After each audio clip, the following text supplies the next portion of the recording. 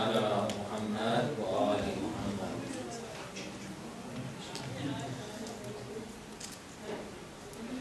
صلى الله عليك يا سيدي ويا مولاي يا رسول الله. Salutations upon you, my master, O messenger of Allah. Sallallahu alayhi wa ala ali baytika al-ma'sumin al-mazlumin. Salutations upon you and upon your immaculate oppressed progeny. Sallallahu alayk ya Sayyidi wa ya Mawlay ya Aba Abdullah al-Husayn. Salutations upon you, my master, O Aba Abdullah al-Husayn. Ya Rahmatullah al-Wasi'ah, wa ya Baba Najat al-Ummah. O he who is a manifestation of Allah's mercy and the gateway to His salvation. Ya laytana kunna ma'akum fanafuz wallahi fawzan azima. We wish we were with you, for us that would be the greatest of victories. Shaheed Karbala, martyred on the land of Karbala. Mazloom Karbala, oppressed on the land of Karbala. Gharib Karbala, estranged on the land of Karbala. Assalamu ala al-Husayn wa ala Ali ibn al-Husayn wa ala awlad al-Husayn wa ala ashab al-Husayn wa ala alladhina بذلوا وهجهم دون الحسين ورحمة الله وبركاته. صلوات. اللهم صل على محمد وآل محمد. بسم الله الرحمن الرحيم والصلاة والسلام على سيد المرسلين حبيب إله العالمين أبي القاسم المصطفى محمد وعلى آل بيته الطيبين الطاهرين الذين أذهب الله عنهم الرجس وطهرهم تطهيرا.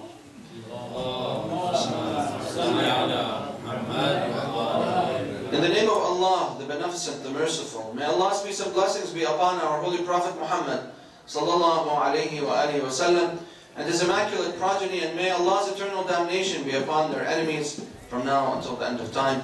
Brothers and sisters, assalamu alaikum wa rahmatullahi wa barakatuh. قال الله تعالى في كتابه الكريم وقوله الحق. Allah subhanahu wa ta'ala states in the Holy Quran, and what He says is the truth, in the chapter of Az-Zumar, verse 53. He says, قُلْ يَا عِبَادِيَ الَّذِينَ أَسْرَفُوا عَلَىٰ أَنفُسِهِمْ لَا تَقْنَطُوا مِنْ رَحْمَةِ اللَّهِ إِنَّ اللَّهَ يَغْفِرُ الذُّنُوبَ جَمِيعًا إِنَّهُ هُوَ الْغَفُورُ الرَّحِيمُ. Allah subhanahu wa ta'ala states in this verse, He says, say to them, O my worshippers, who have given up, who have despaired from the mercy of Allah.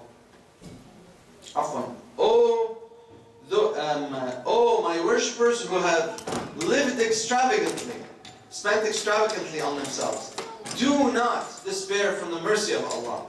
Surely Allah subhanahu wa ta'ala forgives all of your sins.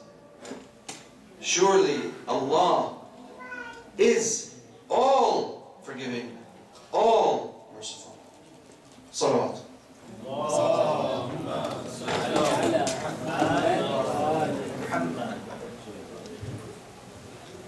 Now in this verse, inshallah, Allah subhanahu wa ta'ala directs us to many truths.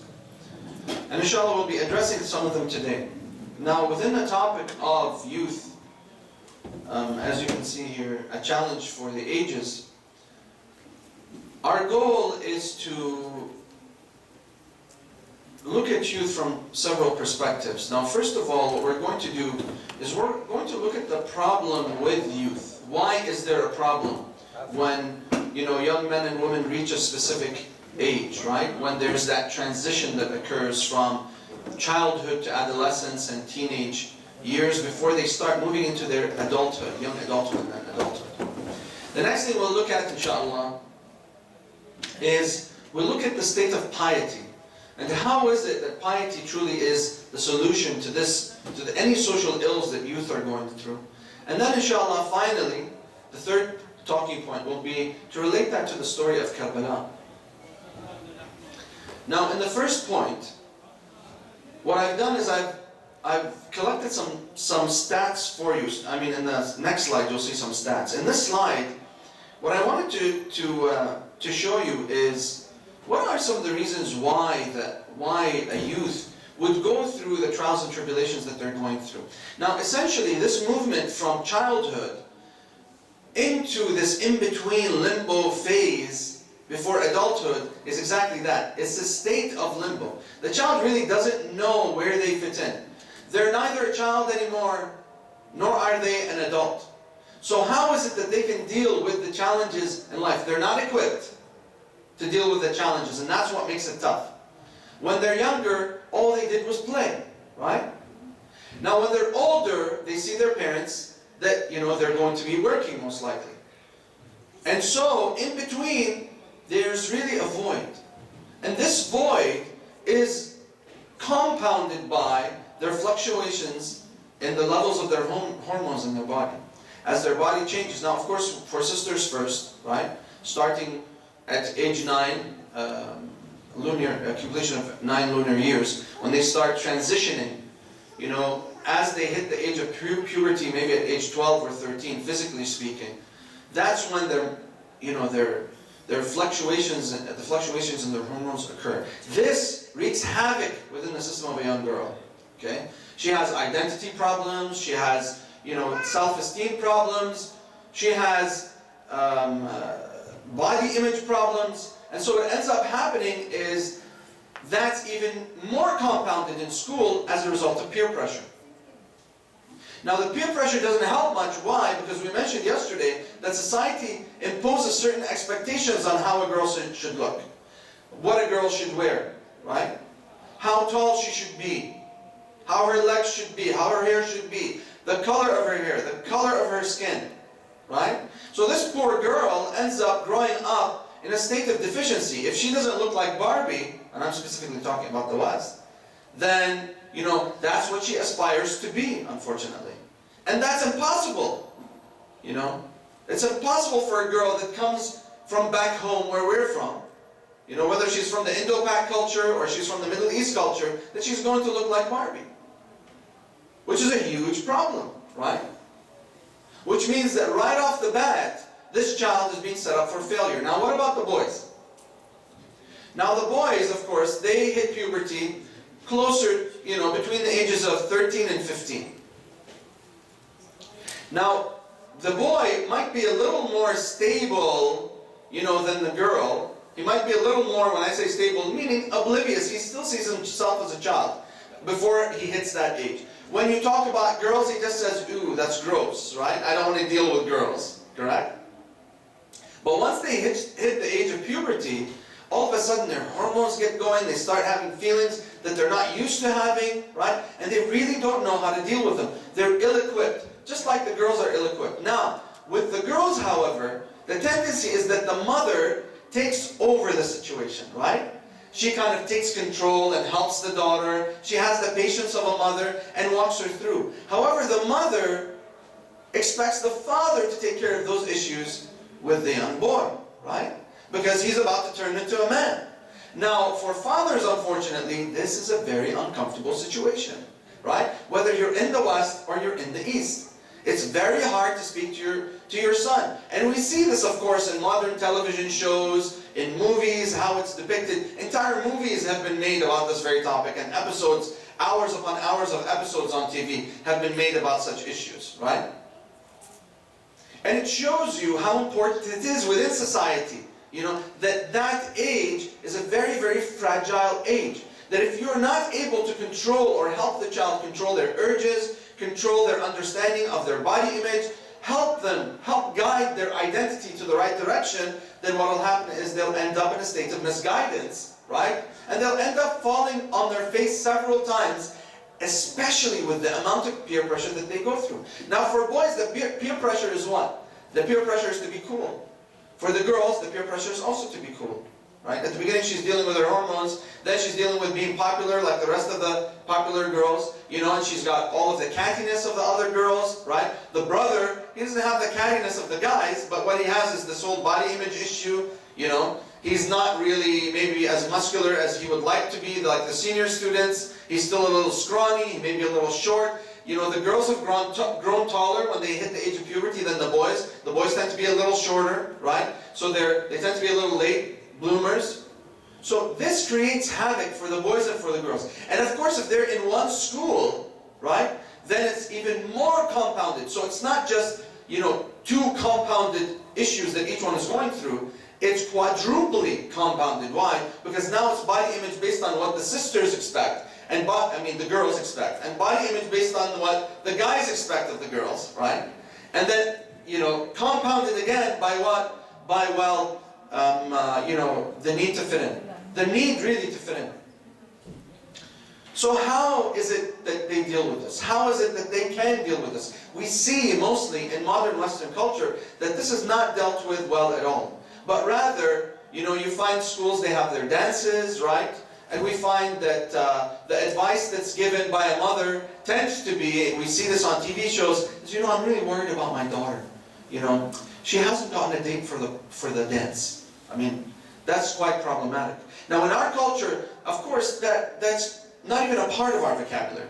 You know, going to a dance, astaghfirullah. How could my daughter even think of that? But think about it. If she's in a public school and this is the culture, and for 7 to 8 hours of the day, this is all she hears. And if you have TV on cable, and that's all she's watching on Disney Channel, right, or on the other channels, then what's going to happen? This child is going to be programmed in her mind. You know, that these are the expectations that society expects of me. This is how I should be.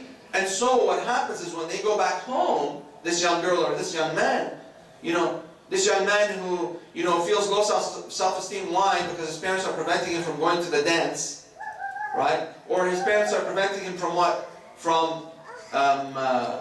Or his parents, you know, expect him to go to the dance with a date, and his friends are expecting him to go to a dance with a date, and here's a Muslim boy, you know, who comes from a good household, and he shouldn't even be thinking about this. This shouldn't even be a consideration. No part of his vocabulary, right? But what ends up happening, again, same as with the sister, there's this constant programming that happens. How does this occur? Amir al-Mu'mineen Salamullah alayhi tells us. In Nahj al-Balagha, it's mentioned in the short sayings of Amir al-Mu'mineen, he says, Al-ilm fi al-sighri kan-naqshi fi al-hajar. Which means what? Which means that knowledge, whatever knowledge you gain at a young age, it's exactly like carving in stone. Modern psychology tells us that at a very young age, the neuronal patterns, the neuronal pathways are being formed. This infrastructure, this neuronal infrastructure is being formed within the spinal cord, within the brain of this child as they're growing up. So what they're being exposed to, whether you like it or not, whether you know it or not, whether we knew it or not growing up, this is being ingrained within us. It's exactly like, you know, when you go to the mall, right? And you know you don't listen to music, right? Because you know music is haram. But when it comes to Christmas time, all of a sudden you remember all of the jingle bells, and all of these other, right, songs about Santa Claus. How did that happen? I mean, you didn't sit and actively try to remember it, did you? Right? It's just that every time you go to the mall in Christmas, that keeps playing, and your subconscious collects that information, stores it in your neuronal pathways, and when you're exposed to it, all of a sudden, you know, if you haven't heard it in a while, you feel nostalgic. Oh, I remember the good old days when I was in this city, in Houston, you know, and I remember I was walking with so-and-so, and we were talking about this issue, and you have feelings of nostalgia, right? And nostalgia is this really good feeling, you know. It infuses, it causes the production of endorphins, meaning good hormones, okay? Because you're remembering good times. Now this is problematic. Why? Because as a child is growing up, what happens is, as these neuronal pathways form, it's exactly like that Jingle Bells song when you walk in the mall, okay? As you're growing, when you see certain sights, you smell certain smells, as modern psychology tells us, or you hear certain songs, or you hear certain sayings, or you see certain people that remind you of things, or you see certain situations that remind you of things, or you see a specific car maybe, or you see a flower. It'll remind you of a moment in time that you had a memory, right? The problem is that every memory that's being formed for these children in school happens to be a bad memory that is literally dissolving the very infrastructure that Allah subhanahu wa ta'ala has designed for perfection. So you know how Allah subhanahu wa ta'ala states in the Holy Quran, He says, قَدْ أَفْلَحَ مَنْ زَكَّاهَا وَقَدْ خَابَ مَنْ دَسَّاهَا. He says, success is he who purifies the self, and a failure is he who hides the self. Hides it under what? Hides it under all of the minutiae that's collecting from societal expectations, from media expectations, from the expectations of their peers, etc. Right? It becomes easier for the child, honestly, to fall into wrongdoing than into doing the right thing. Why? Because that's just what was developed in their neuronal pathways. And that's why we say it's very important for us to bring our children to our centers. It's very important for us to put them in Islamic schools. It's very important for us to make sure, and I was speaking to a father who has, mashallah, 3 wonderful kids who are now in college, and are very pious, these children, okay? Very well-mannered. And I asked him, I'm very curious, every time I see a family that has raised really good, pious children who are either Quran reciters, or they listen to lectures all the time, or they love to just, they're like sponges. They just want to be wherever Islamic knowledge is. They want to gain information. They have this love for Ahlul Bayt. How is it, I asked this father, that you did this? He said, when I came to this country, I was only 7. We came from Lebanon, he said. He said, now when I came to this country, my father always made sure that once out of the week, at least once, these feet of mine touched the floor of a masjid. He said, at least Jum'ah prayer, at the very least.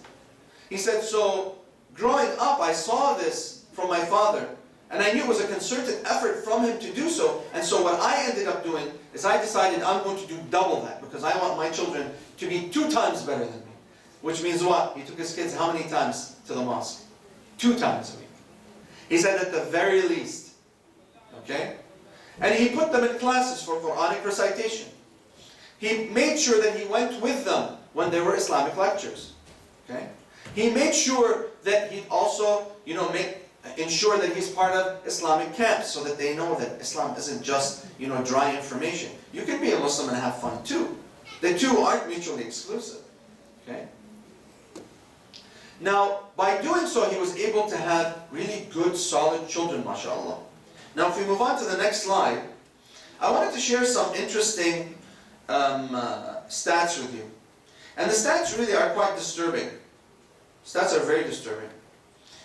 The first stat is about youth depression. Now, you can only imagine, if a child is growing up in this, the deterioration of modern society during this time, what ends up happening is a deterioration of their own neuronal structure, right, as they're building their personalities. And so what ends up happening is that there's an expectation from society, and in their second identity, they just can't fulfill that expectation.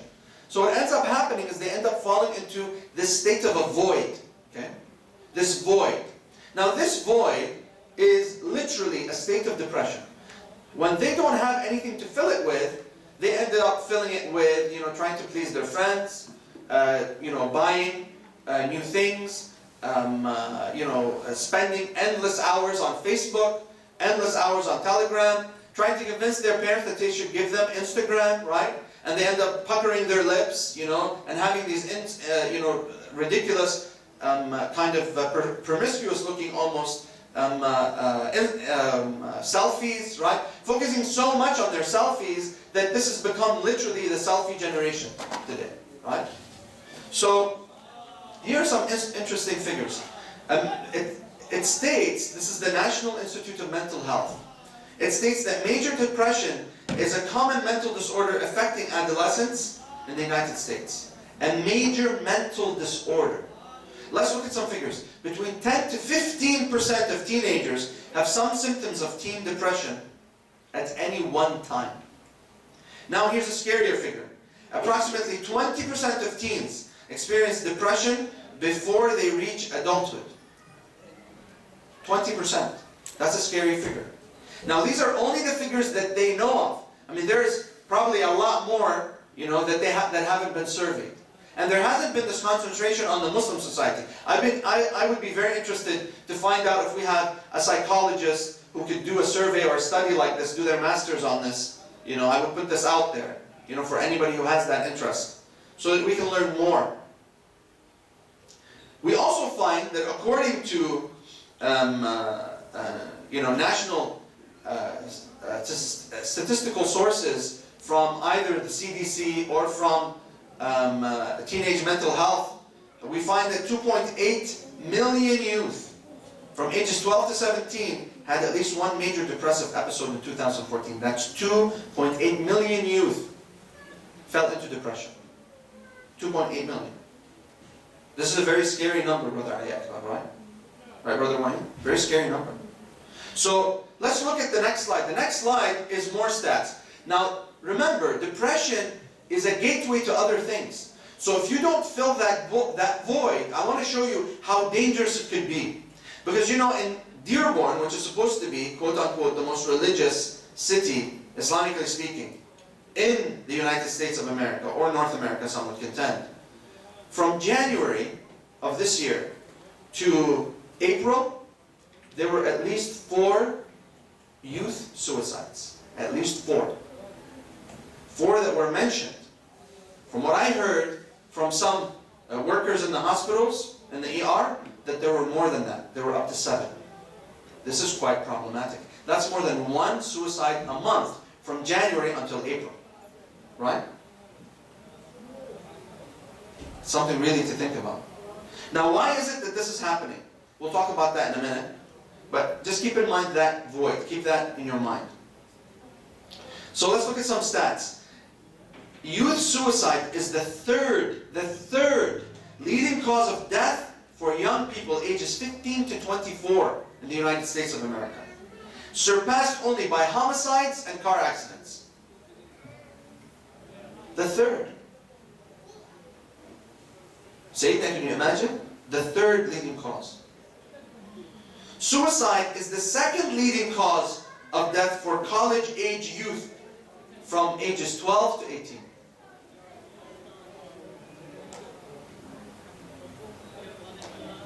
That's disturbing.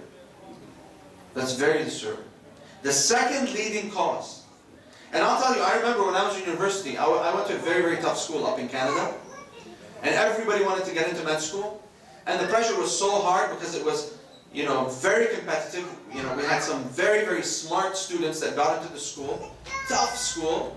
And I remember one year, there were at least 3 suicides. At least 3 attempted suicides, let's say. Now the ratio of suicide attempts to suicide deaths in youth is estimated to be 25 to 1. Which means for every 25 attempts to commit suicide, 1 is successful. That really tells you how close, you probably know someone. Out of every 25 people that you know, right? Or at least one person committed suicide, at least. Okay, tried. I mean, attempted. In this case, at least out of every 25 attempts, one was successful. So suicide was the 10th leading cause of death for all ages in 2013. 2013, it was the 10th leading cause of death. 2016, it's the 3rd leading cause of death. So is it a problem? We're only talking 3 years. Is this a problem? It's a huge problem. So how do we resolve this problem? Now, I want to share with you this wonderful narration by Imam Ja'far Sadiq. He states that when child rearing, when raising our kids,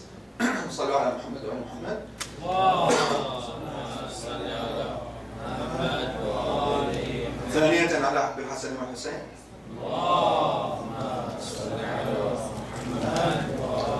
He states that when you're raising your children, you should raise them in these 3 phases. He says, لاعبهم 7. Play with them for 7 years. أدبهم 7. Teach them manners for 7 years, the next 7 years. So from 0 to 7, what are you going to do? You're going to play with them. From 8 to the next 7 years, up until age 14, right? What are you going to do with them? You're going to teach them manners.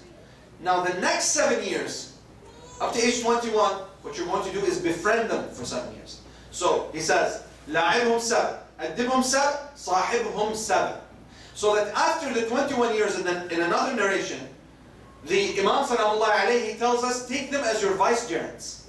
Meaning what? Meaning these kids are in a process of training. Now when we say لَعِبْهُمْ سَبْعٌ, we're not saying, the Imam is not saying to us, just set them aside and let them play by themselves. No. This is what's called, today, it's called in modern psychology, play and learn. Has anybody heard that term before? Okay. In modern psychology and education, Brother Mahmoud, right? In education they have something called play and learn. So in play and learn, you teach the child through play. You make learning fun. Okay? You use games to teach them, right? Board games, or maybe nasheeds, or other things that will make learning fun for them. Now in the next 7 years, that period of a void, the Imam, what does he tell us? He said, oh, this is a very, very sensitive period. What you have to do is teach them manners in these 7 years. Because if you don't, they'll go astray. So if you're teaching your child manners, how are you going to be over them? Like a hawk, right? You're going to be literally over them like a hawk. You're going to be mindful of everything that they do. Right? How they dress. Right? How they talk. How they walk. Right? Where they look. So we need to teach them the basics, right? If you're a brother or you're a sister, cast your gaze. Right? If you're a brother or a sister, don't wear tight clothes. Okay? If you're a brother or a sister, okay? Set the foundations, right? Set the foundations. Okay? Make sure, sisters, you don't wear your adornments outside for these young men to see. Now you start teaching them these manners and these etiquettes of Islam. Right? Oh, make sure that your feet aren't exposed when you're walking, dear sister. Make sure you're wearing socks that, cover. Satir, right? They don't show the tops of your feet. Okay? Make sure that you don't wear necklaces outside. Even if you're wearing hijab. Make sure you wear the hijab at the sin of taklif, at the age of taklif. Boys, you need to make sure that you address your elders as well as the sisters with respect. Right? You need to make sure you treat every girl like your sister. Would you accept if someone said this to your sister? Would you accept if someone looked at your sister in this fashion? Right? And we build the expectations that, for sisters, look at Lady Fatima, look at Lady Zainab, look at Sukaina, look at Ruqayya, look at what they went through from such a young age. Right? This is what you want to aspire to be. But we make it manageable for them. Because you see, in modern society, they're not surrounded by such examples. And you can't expect your child to be Amir al-Mu'mineen if you're not Amir al-Mu'min. Ayatollah Bashir al-Najafi, I asked him, I said, what do you advise the parents? He said, advise them and tell them that kids learn more from their actions than they do from the laqlaqat al-lisan, from the movement of their tongues. You tell your son or your daughter, son, go pray, and you're late for prayer. Right? I told the story to Ayatollah Bashir. I told him, you know, one day I was working on my computer, and it was time for salah. And my son Ali, at the time he was 6, he came up to me and said, Baba, it's salah time. I said to him, okay, Baba, go do the adhan. You know, so we usually pray jama'ah at home. There's a lot of thawab in praying congregational prayer with your kids at home. Make sure that you do that. If you don't have kids, make sure that that's something you put on your checklist. Okay, Brother Ali Akbar. Okay? Now, there's a great deal of thawab. Allah places so much barakah into that house, you know, that prays Salat al-Jama'ah with their kids. So anyway, so he goes, he does the adhan. He's done, I'm still on the phone. What am I doing? I'm literally planning an event, an Islamic event. Okay? With the liaison office of, you know, with the liaison office. Anyway. So he comes to me, he says, Baba, Salata. I said to him, yes, just one. So he looks at me, he says, يا أيها الذين آمنوا ما تقولون ما لا تفعلون كبر مقتا عند الله أن تقولوا ما لا تفعلون. هذا علي. He says this. He says, oh, you who believe, why do you do that? Why do you say that which you do not do? Surely it is hated by Allah that you say that which you do not do. Ayatollah Bashir was like, your son at 6 he said this? I said, yes, because I repeat it all the time at home. He said, see, that's what I'm talking about. You know, your child learns from your actions more than from your words. So of course I felt very embarrassed. I, you know, shut the laptop. I went right to my prayer rug. I did my istighfar, you know, did the iqamah, and we continued to pray. Right? So what do we learn from this? We learned that, listen, it's very important that we are literally a great example for our children. And that we place great examples for our children around them. We can't expect the child to grow up to be Lady Zainab when I don't put my daughter around women that exemplify Lady Zainab. When I put my girl, you know, my daughter, around Barbies and wannabe Barbies, then guess what's going to happen to my daughter? She's going to be a wannabe Barbie too, right? If I let my daughter watch all of these episodes, you know, of these sitcoms with me, you know, with this one brother, unfortunately, with his daughter, he watches, you know, R-rated movies. How? I don't understand how that can happen. How can that not be wrong on so many levels? Right? With his daughter. And some brothers say, oh, well, with his son it's okay. No! With the son it's not okay either. What kind of culture are you setting? Well, at least I know what they like to watch and what they don't like to watch. No! It should be where you're teaching them, this is appropriate, this is inappropriate. This is something, why is this inappropriate? You explain to them. It's not just, this is inappropriate, get out of my face. That's not how things should be. Remember, we talked about the right of the son, the right of the child, right? So we have to be able to explain to them, especially this culture here in the US. Children are taught to ask. Islam teaches us to ask. It's our culture, unfortunately, that messes things up for us, right? Growing up, we want to ask questions, right? But then we're too embarrassed. Why? Because that one time when we tried to ask, what did they do to us? They berated us. Right? Your dad, your uncle, your cousin, right? And when you want to sit and recite Quran, your cousin comes to you and says, oh, you know how to recite Quran? Yeah, really? Show me, show me. And when you recite, all he does is correct and nitpick at every single little thing and make you feel bad about yourself. And then you feel, you know what? I'm never going to read Quran in public again. See, Brother Hussein? That's what happens to people, really. Okay? And we wonder why they're too shy. You know, we wonder why they don't want to participate. Because this is the scarring that is left on their neuronal pathways, in their neuronal growth. Okay? There's literally scars. It's exactly like when one is sick and they get pneumonia. They get the scar tissue in their lungs. Those lungs will never be the same, by the way. The same thing happens within the neuronal pathways. How is he going to fix that?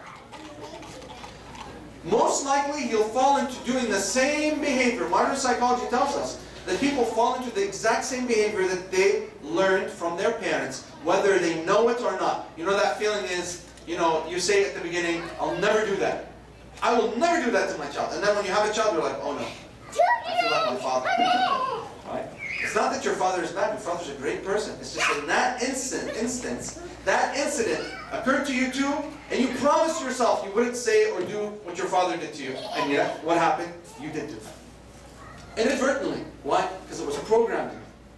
Now imagine if this is programmed in you for 7 hours of the day, from when you go into school until you finish at age 18 and you go into college, right?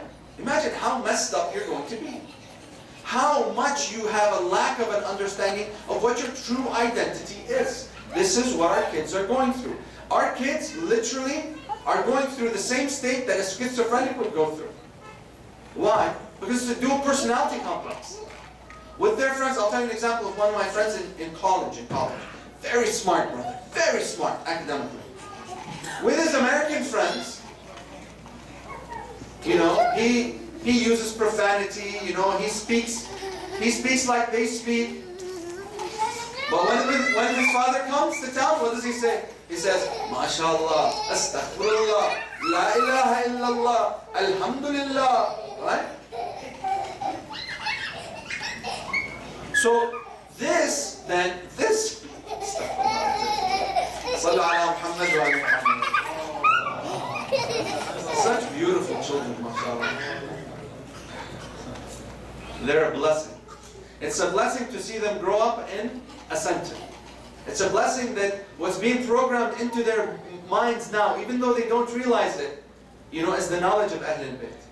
That's a beautiful thing that they can't get anywhere else. Honestly, they can't. Unless you establish that environment for them. And it's a huge challenge, it really is. Sallu ala Muhammad wa ala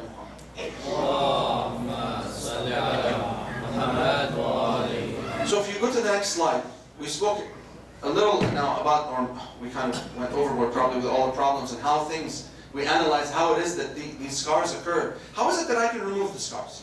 Now the verse that we started with, notice, Allah subhanahu wa ta'ala states in that chapter of Zumar, verse 53. He says, Ya ibadiya alladhina asrafu ala anfusihim. Oh, my worshippers who have been extravagant with themselves. La taqnatu min rahmatillah. Do not despair from the mercy of Allah. Inna Allah yaghfiru dhunuba jami'an. Allah subhanahu wa ta'ala, what does He do? He forgives all of your sins. Inna Allah ghafurur rahim. So Allah subhanahu wa ta'ala, at any rate, is all forgiving, all what? All merciful. So I need to instill that into my kids. That's what I need to do. I need to instill the fact that, not that Allah has a wrath. Don't get me wrong. We need to tell them that Allah is wrathful, yes. But the first thing I should instill in them is the rahmah of Allah. Allah is merciful, right? We grow up, most of us, you know, thinking about, you know, being fearful of Allah. Fearful of Allah. Fearful, not the positive sort of fear. Not the fear that's based out of respect. Not the fear that's based out of knowledge. The fear that's just based out of lack of knowledge and just sincere kind of fright. Right? Sincere fright. Now, in some of our cultures we say, oh, it works for me, it's going to work for my kids. No, in this culture it doesn't work for your kids.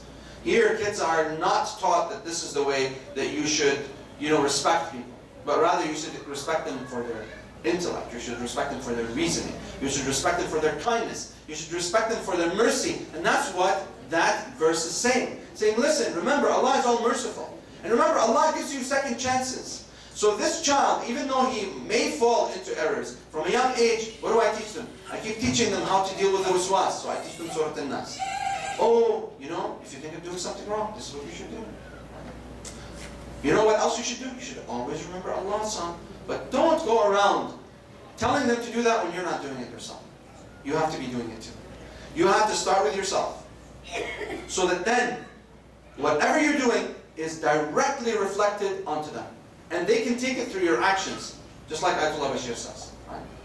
The next thing that you need to do after dhikr is teach them to make dua for themselves.